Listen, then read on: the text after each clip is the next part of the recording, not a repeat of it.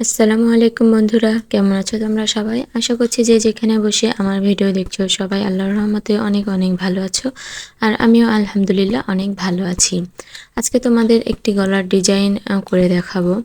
তো যে কোনো গলার ডিজাইনেই কিন্তু আমাদের বক্রম ব্যবহার করতে হয়। তো আমি এখানে পেস্টিং পেপার যেটা বা পেস্টিং বক্রম যেটা সেটা ব্যবহার করছি। তো দেখো এটার একদিকে কেমন চিকচিক করে, তো একদিকে আঠা থাকে। এই ধরনের বক্রমগুলো গলাতে ইউজ করা সবচেয়ে ভালো হয়। তো দেখো যেই দিকে আঠা আছে সেই দিকটায় আঠা থাকে, সেটা আমাদের কাপড়ের সাথে ইস্ত্রি করে লাগিয়ে দিতে হয়। আর অন্য দিকটায় আঠা থাকে না। তো চলো আমি গলার ডিজাইনটা তোমাদের কাটিং করে দেখাই। তো এখানে আমি প্রথমে বক্রমটিকে 2 ভাঁজ করে নিচ্ছি। দেখো বক্রমটিকে 2 ভাঁজ করে নেওয়ার পর এবার আমাদের গলার মাপে বক্রমটি কাটতে হবে। তো গলার মাপ অনুযায়ী আমি এখানে গলার চওড়াটা নিচ্ছি হচ্ছে 2.5 ইঞ্চি। তোমাদের গলার মাপ অনুযায়ী তোমরা চওড়া নিবে, যদি 2 ইঞ্চি হয় 2 ইঞ্চি নিবে, 3.5 ইঞ্চি হলে 3.5 ইঞ্চি নিবে, যার যেরকম মাপ সেই অনুযায়ী নিবে। আর এখানে আমি গলার ডিপটা নিলাম 5 ইঞ্চি। আমি যার জন্য তৈরি করব তার 5 ইঞ্চিতেই হবে। যদি তোমরা এর চেয়ে বড় নিতে চাও বা ছোট নিতে চাও তাহলে 4 অথবা 5, 5.5, 6 এরকম নিতে পারো। তো দেখো এরপর হচ্ছে গলাতে কি ডিজাইন করবে সেই শেপটা দিতে হবে। তো দেখো আমি প্রথমে হচ্ছে গলার শেপটা দিয়ে নিচ্ছি। গলার শেপটা যদি তোমরা এভাবে দিতে না পারো তাহলে আরেকটি ছোট্ট টিপস আছে, সেটা হচ্ছে গলাটা প্রথমে তোমরা কোনো কাগজে ড্রয়িং করে নেবে। নেওয়ার পর সেই কাগজটাকে মাঝ বরাবর ভাঁজ দিবে, দিলেই দেখবে যে গলাটা কিভাবে আঁকাতে হবে সেটা খুব ক্লিয়ারভাবে বুঝতে পারবে। দেখো এখানে হচ্ছে আমি গলার ড্রয়িং করে নিচ্ছি। দেখো আমি গলার ড্রয়িং করে নিলাম এবং ড্রয়িংয়ের চারিদিক থেকে 1 ইঞ্চির মতো বক্রম নিয়ে আরেকটা দাগ এঁকে নিলাম। এখানে তোমরা 1/2 ইঞ্চি বা 1.5 ইঞ্চি, 1 ইঞ্চি যে যার ইচ্ছে মতো নিতে পারো। তো দেখো এবার আমি গলাটা কেটে নিচ্ছি। অবশ্যই কিন্তু গলা কাটার সময় খেয়াল রাখবে কেচির মাথাটা দিয়ে মানে সামনের অংশটা দিয়ে কাটতে হবে। যদি কাপড় বা বক্রম বেশি ভিতরে ঢুকিয়ে দাও, কেচির বেশি ভিতরে ঢুকিয়ে দাও তাহলে কিন্তু কাটাটা ভালো হবে না, বা অনেক সময় দেখা যায় অসাবধানতাবশত তোমার কেচিটা জোরে বসে গেলে কিন্তু গলাটা আর অন্য দিক দিয়ে কেটে যাবে।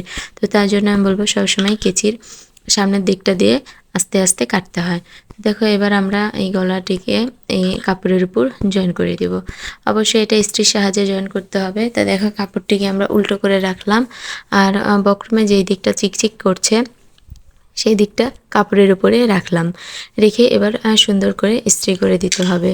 আর যাদের বাসায় ইস্ত্রি নেই বা যারা পেস্টিং বক্রম ছাড়া এমনি সাধারণ বক্রম ব্যবহার করো তারা অবশ্যই এখানে সেলাই দিয়ে কাপড়ের সাথে আটকিয়ে নেবে। সেক্ষেত্রেও গলাটা সুন্দর হবে, কোনো সমস্যা নেই। তো দেখো ইস্ত্রিটা অবশ্যই একটু চাপ দিয়ে প্রেস করতে হবে, না হলে কিন্তু আঠাটা ভালো মতো লাগবে না। তো গলাটা আমি এভাবে জয়েন করে নিলাম। এবার চারিদিকে যে বাড়তি কাপড় সেই কাপড়টা 1/2 ইঞ্চির মতো বা এর চেয়ে বেশিও নিতে পারো, তোমরা তোমাদের সুবিধা মতো নিবে। নিয়ে আমি চারিদিক থেকে কেটে দিচ্ছি। বাড়তি কাপড়টা থাকলে সেলাই করতে সমস্যা হয়, যার কারণে আমি চারিদিক থেকে কেটে দিলাম। দেখো কাটা হয়ে গেছে। এবার আমি গলার মাঝখান দিয়ে ভাঁজ দিয়ে একটা টিকিন কেটে নিতে হবে। তো দেখো আমি গলার মাঝখান দিয়ে ভাঁজ দিয়ে টিকিন কেটে নিব। তার আগে আমি হচ্ছে চারিদিকে যে 1/2 ইঞ্চি করে এক্সট্রা কাপড়টা রেখেছিলাম সেটাকে সেলাই করে গলার সাথে আটকিয়ে নিচ্ছি। যে কোনো ডিজাইনের গলা তৈরির ক্ষেত্রে বক্রম ব্যবহার করবে, এতে করে গলার শেপটা অনেক সুন্দর আসে। তোমরা এভাবে যে কোনো ডিজাইন তৈরি করতে পারো। আমি আস্তে আস্তে আরও অনেক ডিজাইনই তোমাদের দেখানোর চেষ্টা করব। দেখো এখানে আমি টিকিন কেটে নিলাম। এবার জামার যে মাঝখানটা আছে গলার মাঝখানটা, সেখানেও যেহেতু আমরা টিকিন কেটে নিছি তো সেই বরাবর একসাথে রেখে এবার আমাদের সেলাইটা দিতে হবে। এটা বক্রমের একদম সাইড দিয়ে সেলাইটা দিতে হবে, বক্রমের বেশি উপর দিয়ে কিন্তু দেওয়া যাবে না, তাহলে কিন্তু গলাটা ভালো হবে না।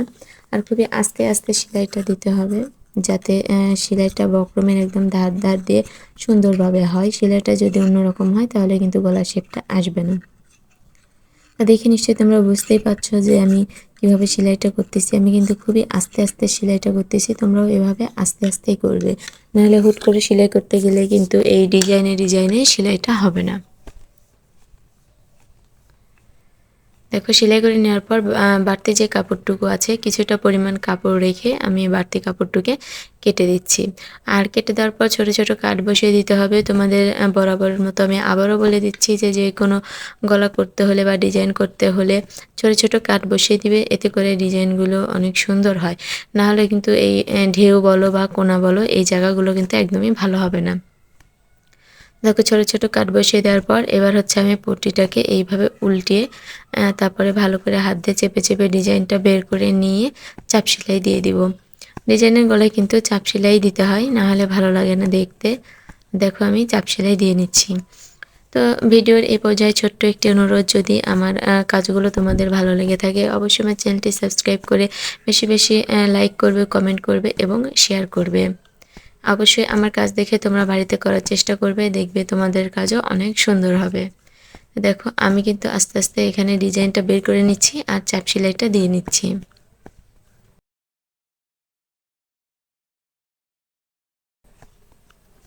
কাজটা কিন্তু অবশ্যই আস্তে আস্তে করতে হবে, না হলে কিন্তু ডিজাইনটা যদি বের না হয় তাহলে কিন্তু একদমই ভালো হবে না। তো আমার সেলাই হচ্ছে শেষের দিকে। দেখো এভাবে সেলাই দিলেই শেষ। তারপরে হচ্ছে আমাদের, তোমরা যদি চাও এখানে হাতে হেম সেলাই দিয়ে গলাটা মেরে নিতে পারো, আর যদি মেশিনে মেরে নিতে চাও সেক্ষেত্রে মেশিনেও সেলাই দিয়ে দিতে পারো, এতে কোনো সমস্যা নেই। তো দেখো আমাদের গলাটা কত সুন্দর শেপ হয়ে গেছে। তো দেখে নিশ্চয়ই বুঝতে পারতেছো, দেখো আমার গলাটা কত সুন্দর শেপ হয়ে গেছে। তো যদি আমার ভিডিওটি ভালো লাগে সবাইকে লাইক করার জন্য, কমেন্ট করার জন্য এবং সাবস্ক্রাইব করার জন্য অনুরোধ রইল। আজ এই পর্যন্তই। আল্লাহ হাফেজ।